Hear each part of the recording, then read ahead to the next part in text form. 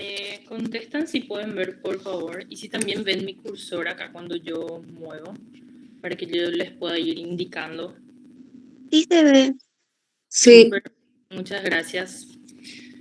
Bueno, entonces vamos a empezar con las enfermedades pulmonares obstructivas, ¿sí?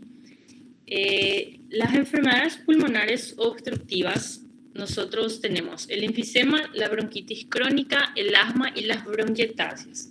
Generalmente cuando hablamos de enfermedades pulmonares obstructivas, nosotros relacionamos con el EPOC.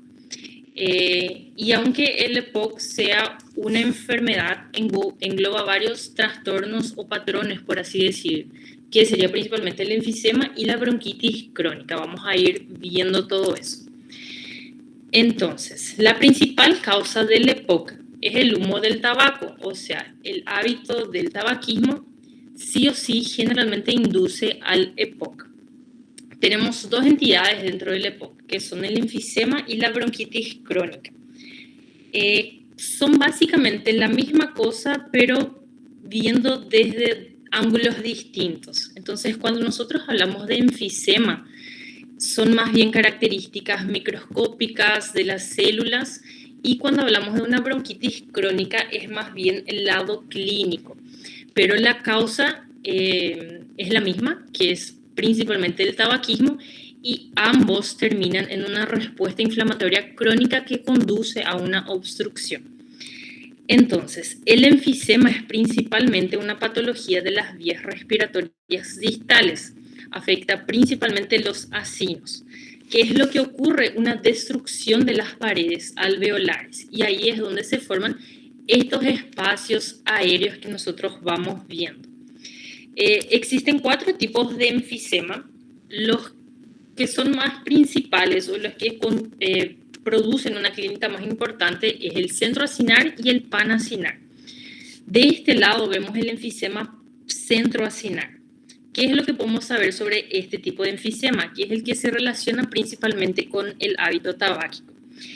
Y vamos a ver que dentro del acino, el centroacinar va a tener lesiones enfisematosas, pero también va a tener espacios libres de lesión. Entonces acá podemos ver que es un espacio que es un tejido pulmonar normal, y acá vemos el enfisema. O sea, hay partes del pulmón que están dañadas, pero hay partes que están normales, y este es el que se asocia principalmente con el tabaquismo.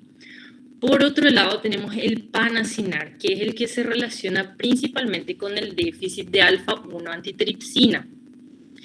El alfa-1 antitripsina es una proteína que está en deficiencia en todo el cuerpo. Entonces, podemos pensar que si es una deficiencia sistémica, todo el acino va a estar dañado. Entonces, las lesiones van a ser completas. Podemos ver que no se observan ningún tejido pulmonar sano, por así decir.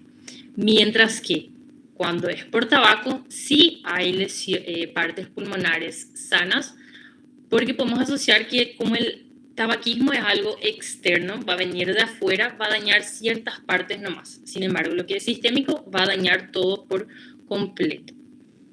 Entonces, esto es con respecto a la macro. Un detalle importante también es que el centroacinar generalmente afecta a los lóbulos superiores, y eso ustedes también pueden relacionar con el tabaquismo porque se cree que es por un gradiente de presión. Entonces, cuando uno fuma, se cree que por el aire inspirado esa toxicidad se eleva hacia las partes superiores de los lóbulos. Por eso ahí principalmente nosotros vamos a ver las lesiones. En la microscopía, ¿cómo vamos a ver? Las paredes de los alveolos dañadas. Vamos a ver una interrupción. Entonces acá pueden ver el gran espacio aéreo que se forma. Acá debería todo estar completo por paredes alveolares, por los tabiques. Sin embargo, hay una destrucción. Acá podemos ver aún más, y da el aspecto como que estas pequeñas paredes quedan flotantes, parecen que están perdidas ahí, no hay una continuidad. Y eso ocurre en el caso del centroacinar, por el hábito tabáquico, o en el panacinar por el déficit de alfa-1 antitripsina. Entonces acá, por ejemplo, es como vamos a ver un alveolo normal. acá están las paredes, todas lindas, hay una continuidad. Sin embargo, cuando hay enfisema, hay un corte, se rompen esas paredes. Ahora, la otra parte que sería la bronquitis crónica, que es, digamos, la parte más clínica de la enfermedad, se define por la tos persistente y por la producción de esputo. También se relaciona con el humo del tabaco. ¿Y qué es lo que causa eso dentro del pulmón? Una hipertrofia de las glándulas, por ende se produce más moco, y también una lesión del epitelio respiratorio, en donde los cilios que nosotros tenemos en el epitelio respiratorio no consiguen hacer ese movimiento de barrido y se va acumulando el moco adentro. Cuanto más moco se acumula, empeora la inflamación y ahí se vuelve un proceso súper crónico y un círculo vicioso. Acá tenemos la submucosa. Esto todo es un infiltrado inflamatorio, principalmente de linfocitos. Acá podemos ver la luz contiene un poco de exudado. Y eso es básicamente lo que vemos tanto en el enfisema y la bronquitis crónica, que es lo que catalogamos como el EPOC. Después pasamos ya al asma. El asma también entra dentro del grupo de las enfermedades pulmonares obstructivas, pero la diferencia con el EPOC es que es una obstrucción reversible, porque el asma es principalmente causado por una sensibilización, ya sea de alérgenos, de proteínas, a cualquier cosa externa. No hay un daño estructural irreversible, no se dañan las paredes, no hay una ruptura como vimos de los tabiques alveolares en el caso del enfisema. Entonces es algo que se puede revertir. Con el tratamiento adecuado eso se puede eliminar y el paciente vuelve a respirar bien. Entonces es una enfermedad obstructiva reversible. La principal diferencia con el EPOC, en donde no podemos recuperar esas paredes que se destruyeron. Las variaciones del flujo aéreo en el asma, porque ocurre una obstrucción, se da por una reacción inflamatoria de las células. Esas reacciones son causadas por muchísimos factores, como son los alérgenos, las personas que tienen, alergia a perros, a gatos, a los pólenes, ya sea también por infecciones respiratorias. Hay casos donde las personas tienen sensibilización ante medicamentos, sustancias químicas, en fin, una infinidad de etiología puede ser. Y además de todas esas sustancias a las cuales el individuo es más sensible, también está la predisposición genética, que es básicamente la base de todo, y aumenta aún más las chances de que el individuo padezca la enfermedad. Entonces, en la macro vamos a ver los pulmones que están hiperinsuflados. Casi no podemos ver la diferenciación entre los lóbulos acá. Y en la microscopía, lo principal que define el asma es la hipertrofia del músculo liso, que podemos ver acá. Está súper engrosado. Y también vamos a ver el moco dentro de la luz bronquial. Entonces, esto todo es inflamación. ¿Y cuál es la principal característica de la inflamación del asma? Es que está formada principalmente por eosinófilos. Acá vemos estas células que si se fijan en la parte rosadita, se ven como unos puntitos. Esos todos son los gránulos de los eosinófilos que aparecen en trastornos alérgicos. También nosotros vamos a ver los cristales de Charcot-Leyden. Estos cristales son básicamente productos de degeneración de los eosinófilos. O sea, si hay cristales de Charcot-Leyden es porque hay una reacción, hubo una reacción eosinófila previa. Entonces es una característica del asma también. Después tenemos a las bronquiotáceas, que a diferencia del enfisema que afecta más la parte distal de las vías respiratorias, las bronquiotáceas afectan principalmente los bronquios y los bronquiolos. Entonces, hay una destrucción también de músculo liso y del tejido elástico que provoca esa dilatación tan aparente y tan grande de las vías respiratorias. Y obviamente que también es irreversible. Las bronquiectasias aparecen principalmente en contextos donde hay una obstrucción pulmonar. También puede aparecer secundario a inmunodeficiencias o a infecciones que son muy crónicas y graves. Cuando la bronquiectasia aparece en un contexto de una enfermedad sistémica, de una afección sistémica, como son las inmunodeficiencias, los pulmones con fibrosis quística, por ejemplo, hay una afectación de ambos pulmones. Sin embargo, cuando ocurre por la presencia de cuerpos extraños, suele ser focal y también unilateral, o sea, afecta la región donde está el cuerpo extraño.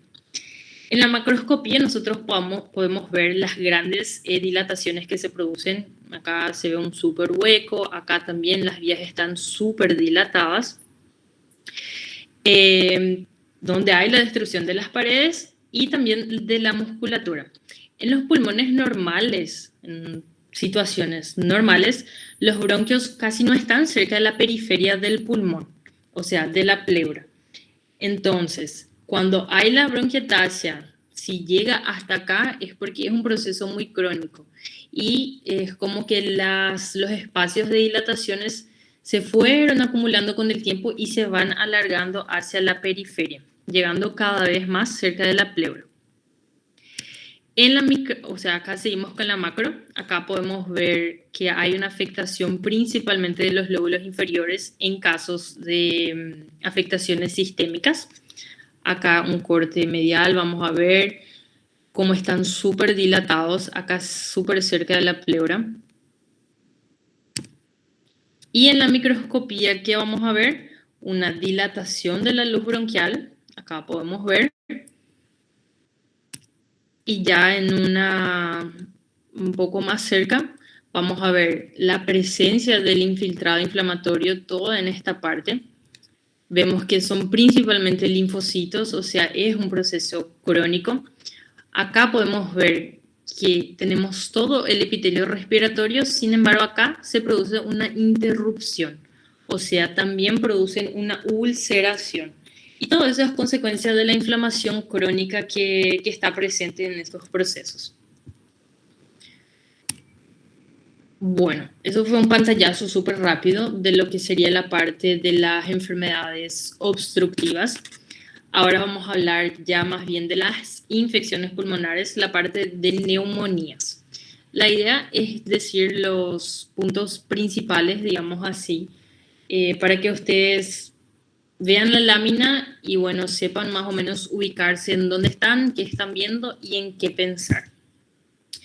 Entonces, hay muchísimas maneras de clasificar a las neumonías. Las clasificaciones nos ayudan principalmente para orientarnos a cuál es el agente causal de las neumonías. ¿Y para qué necesitamos saber eso? Porque muchas veces en las neumonías nosotros debemos iniciar un tratamiento empírico. Entonces nos resulta más fácil clasificar de dónde vino esa neumonía y ahí, bueno, puede ser este microorganismo y hacer un tratamiento más dirigido para evitar que ésta se complique. Histológicamente, nosotros vamos a ver diferentes patrones si hablamos de neumonías bacterianas o si hablamos de neumonías víricas. En este caso, en las neumonías bacterianas tenemos dos tipos de patrones, que es la bronconeumonía y la neumonía lobular. Los microorganismos causales histológicamente no nos van a importar mucho, ya que cualquier microorganismo nos puede causar tanto una bronconeumonía como una neumonía lobular. Y generalmente estos trastornos acaban solapándose porque lo que pudo haber empezado con una bronconeumonía termina siendo una neumonía lobular. Entonces, la bronconeumonía empezando es una consolidación parcheada. Cuando nosotros hablamos de una consolidación, nosotros estamos diciendo que en el espacio donde antes había aire, ahora hay algo más. En este caso de la neumonía hay un exudado que está ocupando esos espacios. Y es parcheada porque afecta áreas del pulmón, después hay áreas sanas, después afecta nuevamente. Entonces es como si fueran pequeños parches donde se van instalando los microorganismos. Mientras que en la neumonía lobular, La consolidación es de todo o por lo menos gran parte del lóbulo. Acá podemos ver el lado sano y acá todo el lóbulo afectado. Acá vemos que más de la mitad del lóbulo está afectado. Acá es lo mismo. Entonces, pueden ver, es bien notorio la distinción de la bronconeumonía en la neumonía lobar en la parte macroscópica. Microscópicamente, acá nosotros podemos comparar, entonces, los alveolos con todas sus paredes acá, que acá en su interior tienen aire, donde ocurre el intercambio gaseoso, en comparación con el pulmón de una neumonía, en donde ese espacio, que antes era aire, ahora está ocupado por un exudado, que es básicamente células inflamatorias. La microscopía, tanto de la neumonía, de la bronconeumonía, como de la neumonía lobular, es básicamente, se va a ver así. En el caso de la neumonía lobular, nosotros tenemos 4 fases. Generalmente inicia con una fase de congestión que aparecen hasta las 24 horas más o menos, que es cuando las células inflamatorias van recién llegando en los alveolos. Entonces, ¿qué vamos a ver principalmente? Es edema. Todo este espacio acá, rosadito claro, que nosotros vemos, es edema. Después pasamos a la fase de hepatización roja. Se llama así porque en un corte macroscópico el pulmón se ve rojo, como si fuera un hígado. Esto ocurre ya a los 2 a 3 días más o menos. Y en esta fase, ¿qué ocurre? Vemos que ya no hay más tanto edema. Este rosadito claro ya no hay más tanto acá, porque ya van llegando los neutrófilos y otras células inflamatorias. Después ya pasamos a la fase de la hepatización gris, que de la misma manera que la hepatización roja, en la macro se ve más o menos con una coloración grisácea. Y es en donde los eritrocitos y las células ya se van desintegrando. Entonces acá podemos ver que ya se va ocurriendo una degradación, este espacio ya se está limpiando, por así decir, del alveolo. Y después empieza la fase de la resolución, que es donde todo ese material exudado, esas células inflamatorias, se vuelven un detritus y con el tiempo se van eliminando. Después nosotros tenemos a las neumonías virales. Con respecto a las neumonías virales, también pueden afectar el pulmón, tanto de una forma parcheada, que sería una bronconeumonía, o pueden afectar todo el lóbulo. Sin embargo, la inflamación de la infección viral es mucho más limitada a las paredes alveolares y no tanto por un líquido intraalveolar. Entonces acá nosotros podemos ver que el espacio dentro de la luz del alveolo sigue intacto, no suele estar lleno de exudado como ocurre acá. Entonces, ¿dónde se concentra la inflamación? En las paredes alveolares. Vemos que están más engrosados. Si se acuerdan más o menos la imagen del enfisema, se van a acordar que esta pared es súper delgada. Y ahora en las neumonías virales, ahí se concentran las células inflamatorias. Acá también podemos ver, siguen los espacios. Puede haber un poco de líquido, pero no llega a ser un exudado en sí. Entonces el foco principal acá son las paredes alveolares. Una de las principales complicaciones de la neumonía es el absceso pulmonar. Los abscesos pueden formarse ya sea por la aspiración en pacientes que están hospitalizados debido a un proceso infeccioso previo como una neumonía bacteriana, por émbolos sépticos o por otras causas. Generalmente, cuando nosotros hablamos de abscesos secundarios a una aspiración, esos van a ser abscesos únicos. Sin embargo, si son provenientes de una neumonía, como una complicación de una neumonía, generalmente ellos son múltiples. Y la lesión clásica que vamos a ver en un absceso son las zonas de cavitación. Entonces podemos ver acá la zona de cavitación. Acá también estas zonas muchas veces pueden tener moco acá, pueden estar libres, contener aire porque ya van entrando en contacto con los bronquios. Entonces va a depender mucho. En la microscopía vamos a ver siempre la zona de cavitación, como pueden ver acá. En este caso, un poquito de la zona está ocupado por un exudado, por células inflamatorias.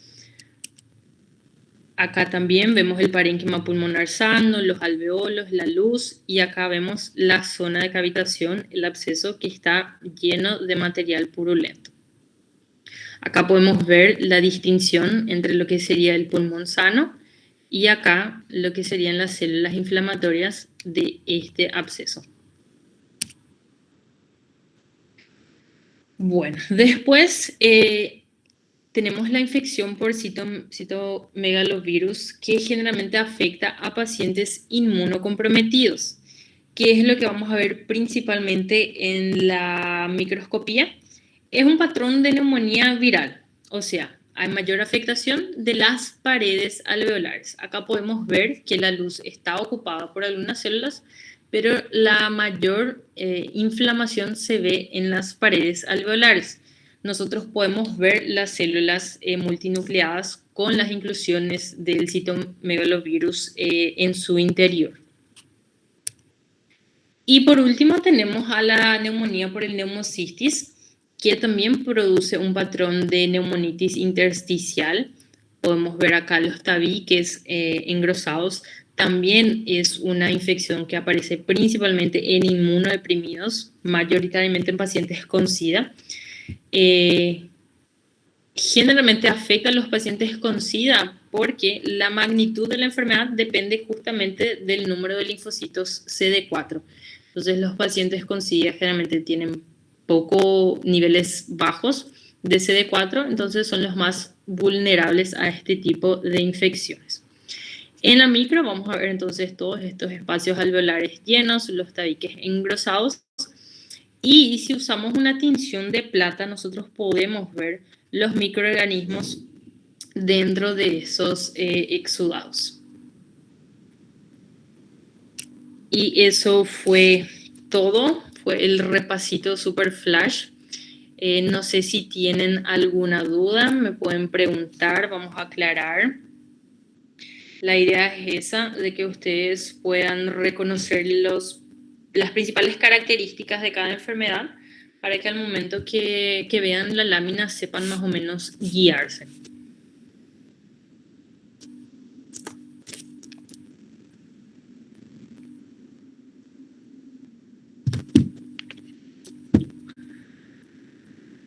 Profe, Sí, una pregunta. decime.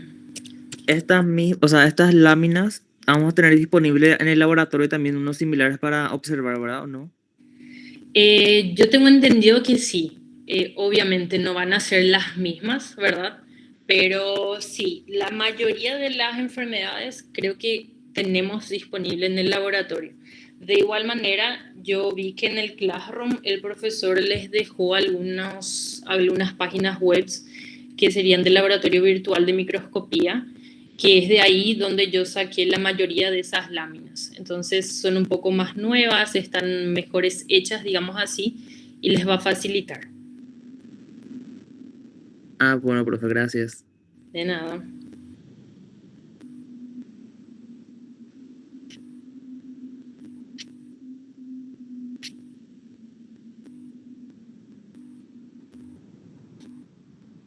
No sé si tienen alguna otra duda.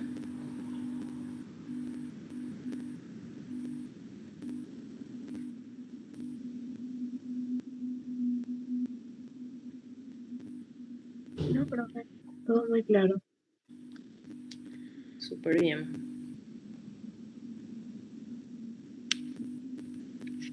Bueno, todos ya escribieron sus nombres en el chat. Sí, profe.